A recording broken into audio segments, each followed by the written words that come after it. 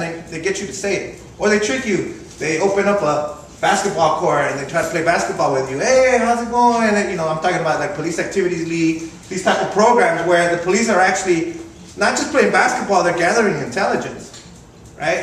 Organizing dances, right? And that's what they do in our city, at least.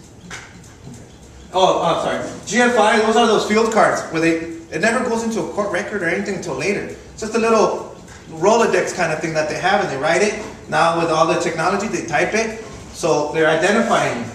So the 3 again, here's the 14 rules of living. And we've highlighted in blue the ones that are, quote, non-violent, right? Or that are not illegal usually, right? It's something that we have a right to associate, wear clothes, and be outside after 10. But the other things are already illegal. So they sneak those 3 in, and that's how they're getting everybody. With the clothing, with the association, and with the curfew. That's how they're getting everybody.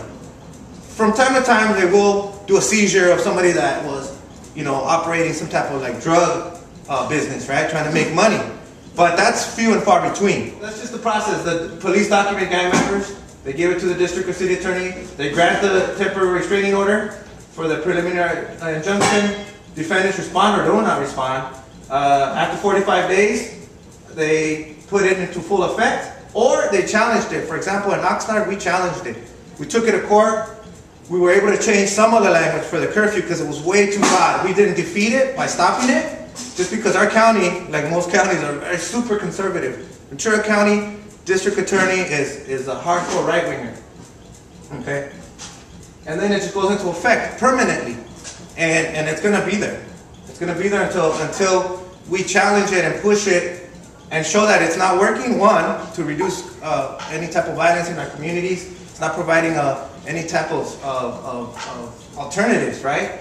Such as like what the compas from Youth Justice Coalition have been, and others have been working on. So, what happens? It's a catch and release. It's meant to, they capture you, they take you in for 2 weeks, sometimes a little more, and they fine you. And they keep doing it. They keep doing it with the intention of 3 things. One of 3 things, or all 3. One, where you're in your house. They don't want to see you. You just stay in your house, man. We don't want to see you outside. 2, if you aren't in your house, then we're going to put you behind bars. So we are not seeing you.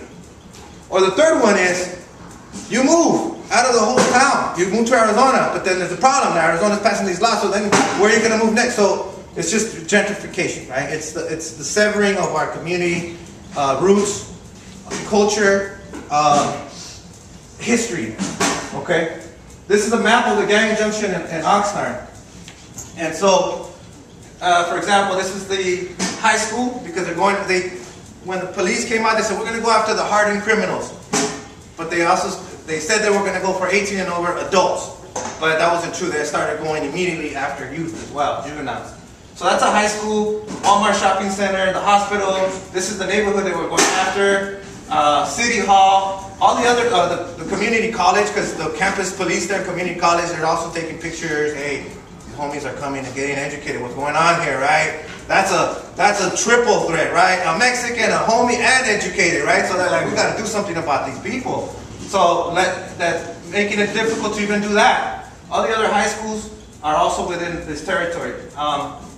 Now, I'm going to show that same map a little bit later, and you'll see why what the compañera was saying, Kim was saying that it's about gentrification. It's about destroying communities. And I'll show you what we mean by that. This blue area is the downtown area. A spaceship landed there recently, and I call it the spaceship, but it's one of these huge mall kind of things that has the usuals. Starbucks, a huge multiplex theater, and what's that? Ice cream place, Cold Stones, right?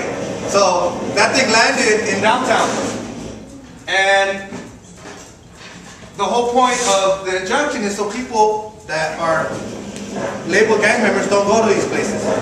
So you can't go to here. You can't be here with any of your friends. And all these rules only apply within this zone. So if you leave town up north to Ventura, they can't do anything about the gang injunction. It doesn't work there. It's only within the zone. or you move to the neighboring city, Port Hueneme, or if you have resources, you move out to like the beach area. You know, all this fields and businesses. So essentially, the new breed of gang injunctions, because there's a difference. Let's go ahead. These are all the LA injunctions. We heard it was over 70 already here. So LA is the capital of these gang injunctions in the valley, and it is spreading. And what I mean by spreading is, if we go to the next one, brother. Okay, San Diego. San Diego has 12, and actually it's now up to 15 gang injunctions in San Diego. All right, brother. And the thing is that they pass it. At first, they have a small injunction zone, and then they go back, hey, the gang's spreading. We need to open up the zone. So they go back and they reauthorize a new zone. And so they're actually expanding.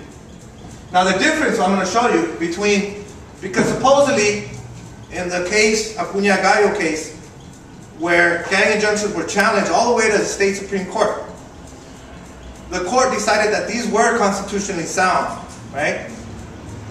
The gang injunction of those days is different than this new gang injunctions that's starting to spread after 2000. Because before, let's say, the case was a San Jose case, by the way, Northern California. Before, this is not it, but I'm just going to show you as an example. What they were saying is that, quote, gang members were causing a nuisance by coming from somewhere else into a 4-block area in San Jose. So the court restrained them from going to that 4-square-block area. So they stopped going there. They went to another neighborhood or whatever, they spread around. The new gang injunctions, as compañera was saying, is so wide, and the majority of the people live within the injunction zone. So you're stepping outside your house, you're in the zone, versus what they said was constitutional, that you can't go to that park. Now it's like you step out of your house, you're in the zone. Because the entire city, if you've seen the one in Oxnard, are included. And the whole thing about if they work or not, it's clear. You can see that when a gang injunction is issued, it quiets down a little bit, but then it goes right back up because we're not dealing with the root causes of what's happening. And we believe it's the same things that were being addressed by the compañera earlier. Jobs, well, in the film itself, the youth was saying what we need, right? And so it's a political tool for politicians so they could come out and say they're getting tough on crime and sell themselves, right? And the reality is, as we've seen in the film and also in compañera's presentation earlier, that it's about resources. Land, economic, political, social resources that are, because of our situation, we come at it from an angle of colonization, counterinsurgency. In other words, they're capturing the best and brightest, most radical elements in our community from becoming revolutionaries. We say that. They're like, what? You're crazy, right? No, this is what's happening. Because we know that it was during the Black Power movement and the Chicano Power movement and the Indigenous Peoples movement, AIM, and things like that. We were organizing ourselves and we were fighting for those resources that we're doing still today. But it was immediately after they destroyed those movements that you see the hike and the spike that was said earlier. They mentioned in the film.